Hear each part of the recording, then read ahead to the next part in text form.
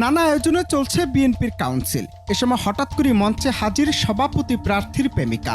সেখানে দাঁড়িয়ে প্রেমিকার স্পষ্ট ভাষ্য তাকে বিয়ে করতে হবে। শুধু তাই নয়, মুহূর্তেই বদলে যায় পরিস্থিতি, ঘটে যায় তুলকালাম কাণ্ড। কাউন্সিল চলাকালে বিয়ের দাবিতে সভাপতি প্রার্থীর প্রেমিকা হাজিরের এই চাঞ্চল্যকর ঘটনা পাবনা জেলার।